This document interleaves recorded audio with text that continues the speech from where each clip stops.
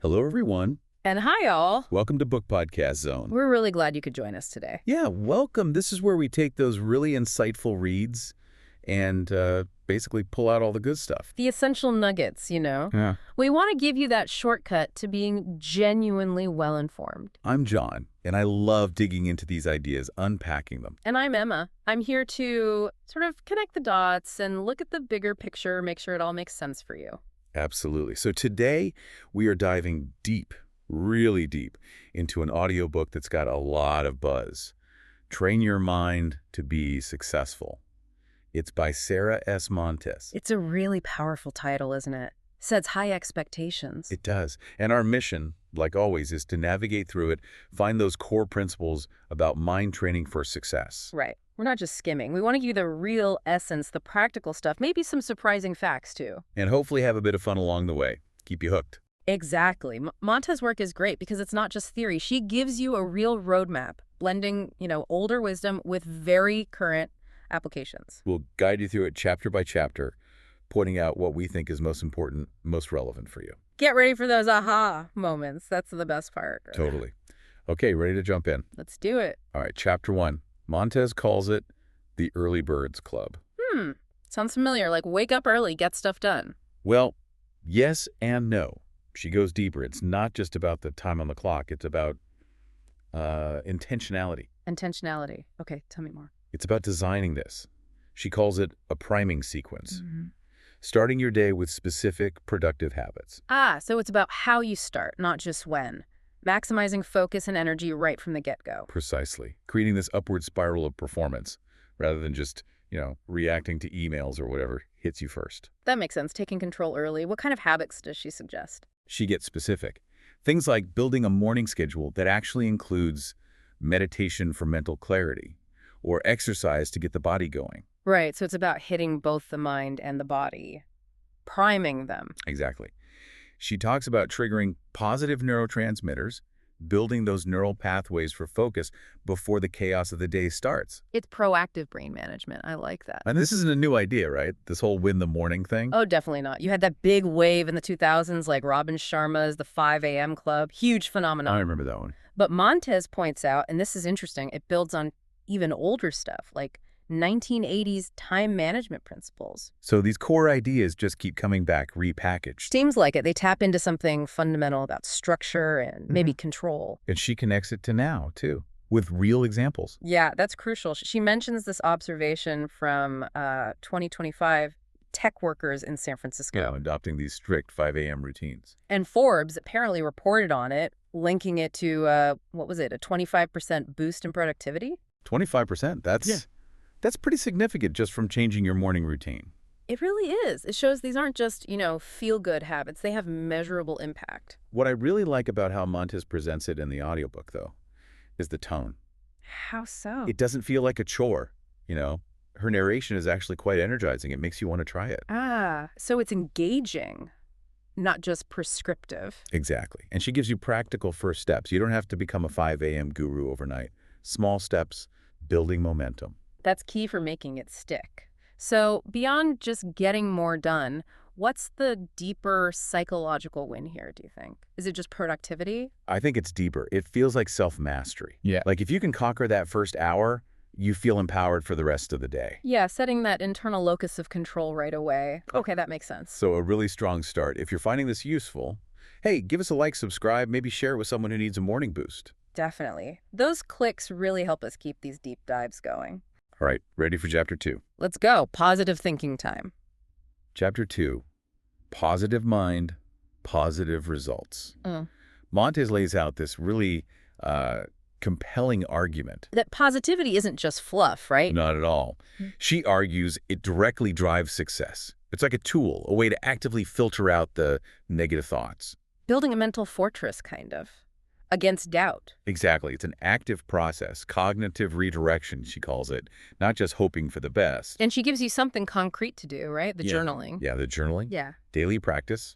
Write down positive ideas. And the mechanism behind that is fascinating. It's about neuroplasticity, basically. Rewiring your brain, literally. Yeah. By focusing on the good, the wins, even tiny ones, You train your brain to look for the positive automatically. So you're building new pathways, like exercising a muscle. Precisely. A deliberate cognitive workout. And again, this idea has history.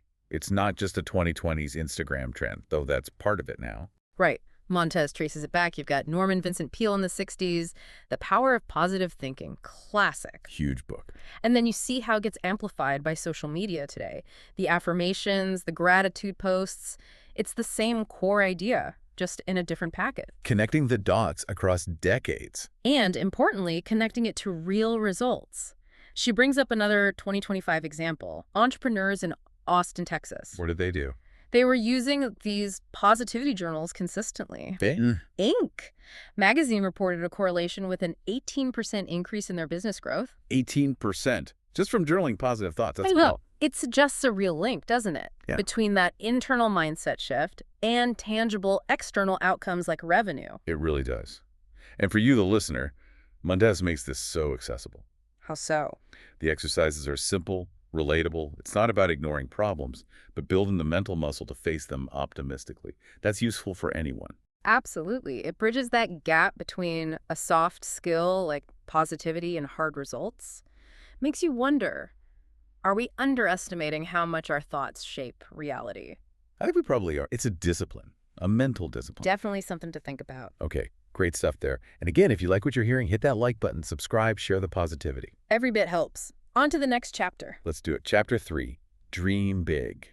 Okay, I like the sound of this one. Ambition. Totally. Montes really encourages setting those huge, ambitious goals. She says it's not just nice, it's the primary fuel for motivation. Like rocket fuel for your drive. Exactly. Yeah. It ignites that inner fire, gives you direction, makes the daily grind feel purposeful. And how do you make that practical? Because dream big can sound a bit vague. Good question. She suggests writing a big dream vision statement. Putting it on paper. Yeah, articulating it, giving it detail, color. She argues that act of writing it down solidifies your commitment, turns a fuzzy hope into a roadmap. Makes it tangible for the brain. Externalizing the desire. That's powerful. And this whole dreaming big thing, it really blew up in the 2000s, didn't it? Oh, yeah. The law of attraction, The Secret. That whole movement was huge. The idea that your thoughts create your reality. Right. But Montes points out its roots go way deeper. Back to the early 1900s, new thought philosophies. So, again, this isn't new. Yeah. It's about belief, intention shaping reality. And big dreams are how you engage with that actively. And we've seen it work, right? Even Yeah. very recently, she gives that example from 2025, the startup founders in New York. Yeah, they weren't setting small goals. They set these incredibly bold revenue targets. Audacious, really. And the TechCrunch reported they collectively raised, what was it, over $500 million in venture capital. $500 million. It's like their big dreams acted as magnets for investment. Incredible. Proof that thinking big can lead to big outcomes. Absolutely. And the way Montes narrates this in the audiobook, it's Okay. really inspiring. It makes dreaming big feel achievable, not intimidating. She gives you permission almost to embrace those huge goals. Takes the fear out of it. Frames ambition as liberating, not burdensome. Exactly.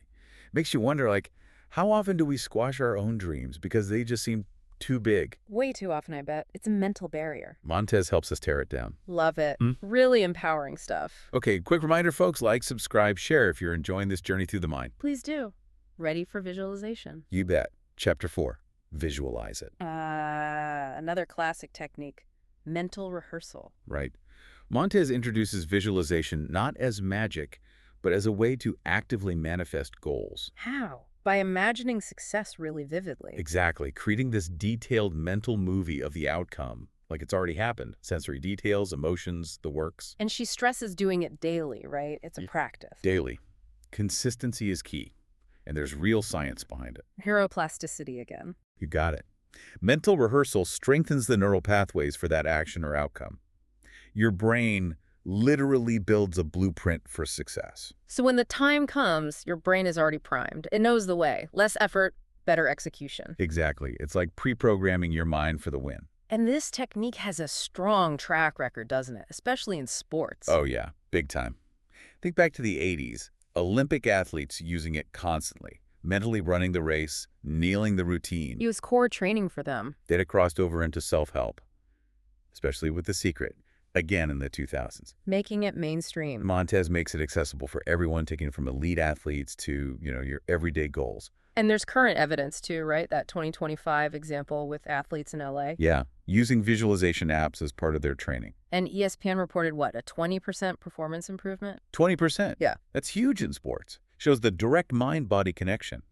Mental practice yields physical results. Undeniable. And Montes's delivery in the audiobook here is great. It's vivid, engaging, makes you actually want to sit down and visualize. She gives clear steps, makes it actionable for the listener, for career goals, personal life, whatever. Totally. It feels powerful but doable. It really makes you think about the untapped power just sitting there in our minds. Are we using it consistently? Good question. Montes definitely pushes for consistency. Okay, powerful tool. Definitely. And hey, if visualizing a subscribed podcast helps, feel free to do that. Like, subscribe, share. Huh, nice one. Okay, what's next? Attraction. You got it. Chapter 5, Attract It. Okay, the law of attraction. This can be a controversial one sometimes. How does Montes handle it? She frames it very practically. Mhm. It's about understanding that your energy, your positive energy, isn't just about feeling good. She argues it actually draws opportunities to you. Becoming a magnet, essentially, by shifting your vibrational frequency. That's the idea. Mm. Shifting your energy, shifting your perception. And the practical application she suggests is gratitude lists. Right. Creating gratitude lists to intentionally shift your focus. And the logic is, by focusing on what you appreciate, you change your energy. Yeah, and your perception. You start noticing opportunities you might have missed before because your default setting becomes abundance, not lack. Ah, okay. So gratitude attunes you to possibility. And that positive energy then attracts similar positive circumstances. That's how she explains it. And again, this concept, law of attraction, massive boom in the 2000s with The Secret. Right. Ask, believe, receive. But Montes traces it back further. 1900s metaphysical ideas. And connects it to today's social media trends too, right? The gratitude challenges, the hashtag blessed hashtags. Exactly. It keeps surviving, Yep. but the core idea persists. And she has a 2025 example for this too. Yep. Influencers in Miami, What were they doing? actively incorporating gratitude practices into their routines and even their content. And the result. Social media today reported a correlation with a 30% growth in their follower count. 30%. From practicing gratitude, that's quite something. It suggests that projecting that positive, grateful energy really can resonate and attract an audience, opportunities. Yeah. And Montes's tone in the audiobook makes it all feel very relatable. Not woo-woo, but insightful. Grounded strategies to connect your inner state to attracting external opportunities. Exactly. Empowering, really. Yeah. Makes you feel like you have some agency in what comes your way. It really shifts the perspective from passive victim to active creator. Makes you ask what limiting beliefs might be repelling good things. Ooh, good question. Flipping the script. Powerful stuff. Absolutely. And speaking of attracting good things, attract some good podcast karma. Like, subscribe, share. Keep the positive energy flowing. What's chapter 6 about? Belief. Exactly. Chapter 6, the power of belief. Okay, this feels foundational. Self-belief. Totally. Montes argues it's not just nice, it's a fundamental driver of success. Non-negotiable. And not fixed, right? Something you can build. Yes. She says you can actively reinforce it using affirmations, like tools to build confidence from the inside out. And the activity she suggests is crafting personal belief statements. Right. Not generic ones. Yeah. Statements that really resonate with you about who you are, what you can do. And repeating them consistently embeds them, creates new pathways. That's the idea. Active self-programming. Shifting that internal dialogue from I can't to I can. Building self-efficacy. Like upgrading your mental software. Good analogy. Yeah. And this focus on affirmations, that really took off in the 80s self-help movement, didn't it? Yeah, Louise Hay was huge with that. Affirmations for healing, for transformation. And Montes notes how they've had this massive resurgence now, especially on platforms like X, right? Totally. Quick, powerful affirmations are everywhere. Shows their enduring appeal. And adaptable, too. And again, real-world impact. The Boston students example from 2025. Tell me about that one. Students started using belief affirmations focused on their academic abilities. Yeah. Education Week documented a link to a 15% improvement in their exam scores. 15% on exams. just from affirmations. That's incredible. It really suggests that belief isn't just a feeling. It translates into performance, a self-fulfilling prophecy you can create intentionally. Wow. And Montez's narration here, it's so empowering. Makes belief building feel totally accessible. Gives you the tools, makes you feel like you can strengthen your confidence, take on challenges. Yeah. Dismantle those limiting beliefs. It really makes you think about that inner voice, doesn't it? The constant narrative. Are we actively shaping it? Montez says we absolutely should. It's the bedrock. A critical shift in perspective. Okay, super powerful chapter. And if you believe this deep dive is helpful, show your support. Like, subscribe, share it out. We appreciate it. Ready for a mindset shift. Let's do it. Chapter 7. Change your mindset. This one is huge. Growth mindset versus fixed mindset, right? Carol Dweck's work. Exactly. Montez dives deep into shifting from that fixed mindset, believing abilities are static, to a growth mindset. Where you embrace challenges, see failures as learning opportunities, fostering resilience. Totally. It's transformative. And the practical application she suggests. More journaling. Yeah. But specifically, to identify and challenge your fixed beliefs. Bringing them into the light, questioning them. Right. It's about cognitive restructuring, actively reshaping how your brain approaches difficulty in learning, building that mental architecture for growth. Consciously choosing growth over stagnation. And this whole mindset concept, as you said, Carol Dweck's research in the 2000s really defined it. It became foundational. And Montez shows how it's now deeply embedded in, like, 2020's workplace training. It's not just academic anymore. No, it's seen as critical for organizational success. A company's collective mindset matters. And the impact is measurable. That 2025 example with corporate trainers in Chicago. What happened there? They ran these mindset workshops based on Brecht's principles. And Fast Company reported A 22% boost in employee innovation. Wow. 22% more innovation just from shifting mindset. Yeah. When people believe they can learn and grow from challenges, they take more risks, they experiment more. That makes total sense. Direct link between internal psychology and tangible business outcomes. And Montes, again, her delivery just simplifies it, makes it feel less complex, very actionable. Empowers you to be your own mindset coach, guiding yourself towards growth. Exactly. Provides those practical exercises. It really hammers home that our biggest limits are often the ones we set ourselves. Makes you ask, are we challenging our fixed beliefs? Or just letting them run the show. Montez pushes for that active mental renovation. It's an ongoing process, for sure. Definitely. So if you're ready to grow your support for us, you know what to do. Like, subscribe, share. Keep that growth mindset going. What's next? Self-care. Yes. Chapter 8. Be good to yourself. So important. Often overlooked, especially when we're focused on success and achievement. Exactly. Montez makes the case that self-care isn't a luxury. It's essential for sustaining success, preventing burnout. And it's not just bubble baths, right? It's broader. Much broader. Physical rest, yes, but also positive self-talk, mindfulness, kindness towards yourself. A strategic investment. And the practical tip is creating a personalized routine. Yeah, understanding your own needs. She talks about why these practices work, how rest helps cognitive function, how hobbies reduce stress.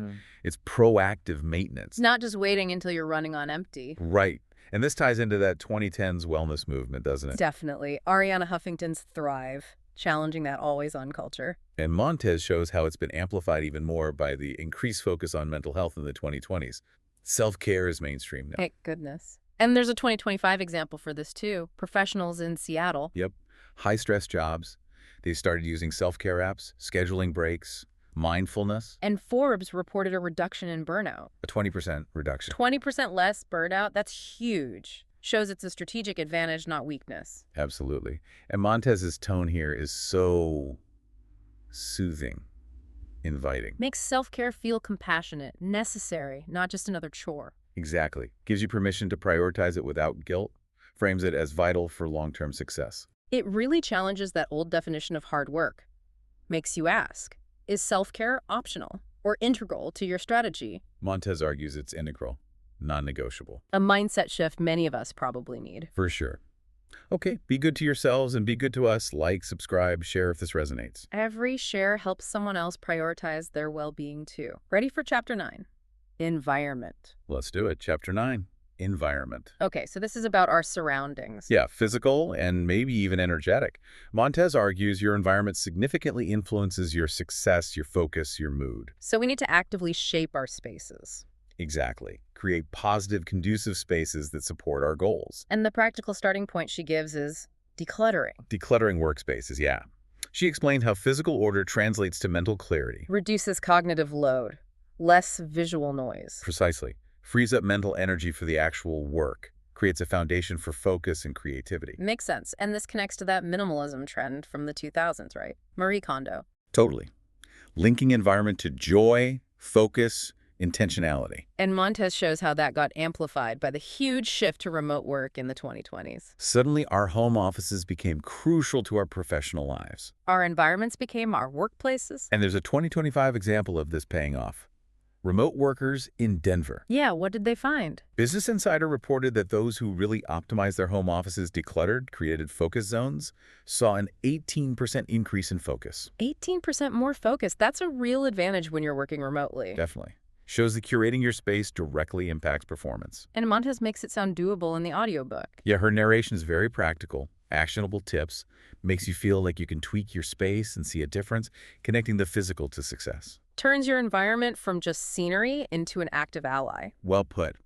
Makes you think, what one small change could I make to my space today? An accessible way to get started. Absolutely. So create a positive environment for your podcast listening. Hit like, subscribe, share the good vibes. Let's keep the positive energy flowing.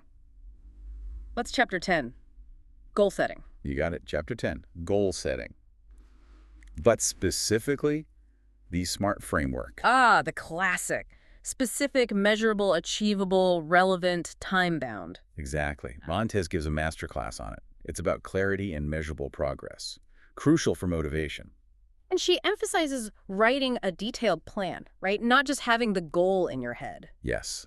Breaking down each component. Yeah. Specific, what exactly? Measurable, how will you track it? Achievable, realistic but stretching. Relevant, aligns with your vision. Time-bound, deadline. That interconnected approach turns big goals into concrete steps, makes them less daunting. Totally. And this SMART framework, it's been around since the 80s, right? George T. Dorn. Yeah, started in business management, became standard everywhere. And Montes shows how it's still super relevant, constantly popularized in self-help today Yeah, because it works. it's a timeless tool for getting things done. And that 2025 example with small business owners in Austin. What results did they see using SMART goals? Entrepreneur.com reported a 25% growth in revenue linked to applying it rigorously. 25%. That's massive for small businesses. Shows how structure drives results. Definitely. And Montez's delivery.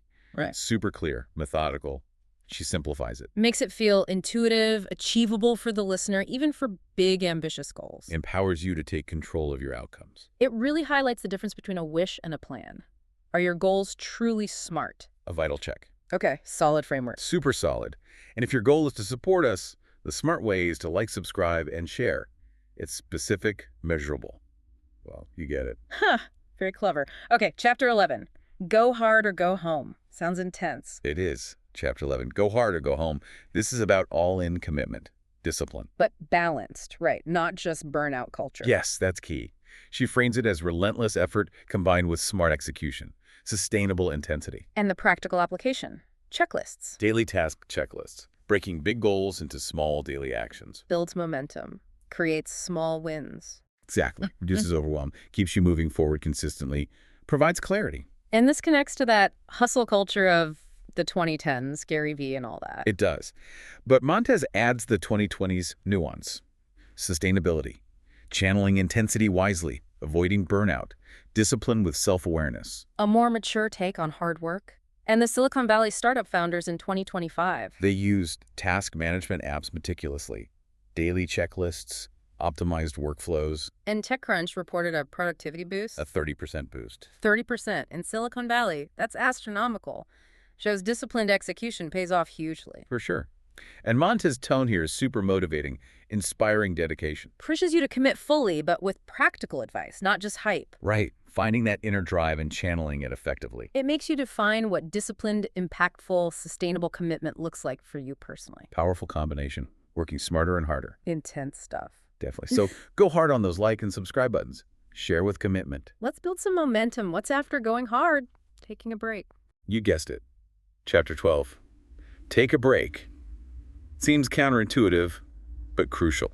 Balancing the intensity, rest as a necessity, not a luxury. Exactly. Montes argues rest is vital for focus, preventing burnout. It's an active part of productivity. And she stresses scheduling breaks, intentional downtime. Yes, not just zoning out. Structure breaks. She explains the benefits. Brain consolidation, reduced fatigue, boosted creativity. Working with your brain's natural rhythms. Precisely. And this links to things like the Pomodoro technique from the 2010s, right? Yeah, structured work break intervals. And reinforced by the 2020s wellness focus. Rest is key for health and performance. And the tech workers in San Diego example from 2025. They adopted structured break schedules, walks, mindfulness. And Inc. magazine reported. A 15% improvement in efficiency and focus. 15% better efficiency from taking breaks. Powerful evidence against nonstop grinding. Totally. And Montes' narration is balanced, empathetic, makes rest feel essential, practical. Gives you strategies to value rest as part of the success equation, not just something you do when you crash. Right, a proactive strategy. It really flips the script.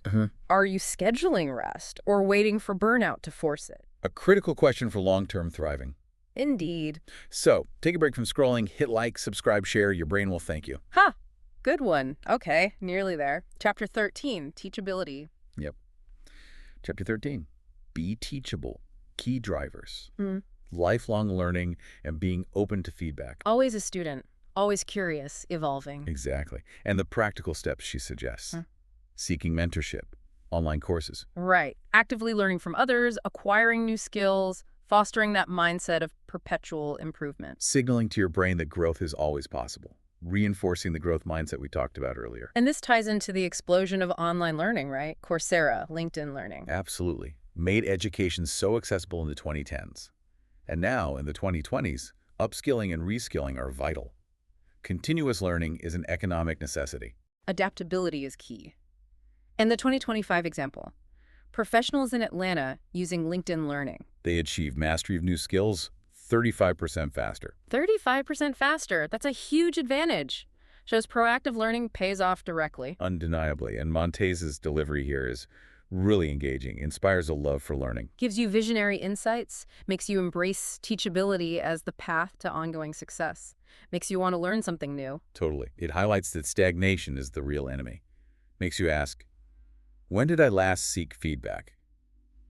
Or learn something totally new? Essential for staying relevant and performing at your peak. A powerful call to keep evolving. Definitely. Okay, let's learn how to support the show. Like, subscribe, share your newfound knowledge. Spread the wisdom. Last chapter, abundance. Yes, the finale. Chapter 14, abundance and prosperity. Bringing it all together, cultivating that abundance mindset. Right, and it's holistic. Not just money, but opportunities, relationships, health, growth. And she circles back to gratitude journaling here. Yes, but specifically to shift from scarcity to abundance. Focusing on what you have, seeing possibilities instead of limitations. That internal shift in perception being foundational to attracting more. Exactly. Your internal state creates the resonance for external results. It really ties everything back to that inner work being paramount. Success starts within. Totally. Montes provides those insightful strategies for you, the listener, to connect gratitude and belief in abundance to attracting real opportunities and prosperity. A very empowering and holistic view, cultivating prosperity from the inside out. Beautifully put. So we've covered a lot of ground, from morning routines to mindset shifts, visualization, belief. All these principles from Sayra Montes' Train Your Mind to Be Successful. We've seen how they echo through time, finding new relevance even now in 2025. Which leads to that final thought. Yeah. So what does this all mean? We've seen these principles endure, adapt. It really makes you wonder. Beyond the practical steps, the productivity gains, what deeper human needs are these mind-trading techniques fulfilling? Needs that make them so powerful, so persistent across different times and circumstances. Is it about growth, control, connection? Maybe just a fundamental belief in our own potential, something deep within us they tap into. That's a fantastic question to ponder, a really profound takeaway. Definitely food for thought. Well, that brings us to the end of this deep dive. Thank you so much for joining us on this exploration of Sayra S. Montes' work. It's been fantastic guiding you through it. We really hope you found it valuable. Keep exploring, keep applying these ideas. And if you enjoyed it, please do like, subscribe, and share. It helps others find this too. Until next time, keep diving deep.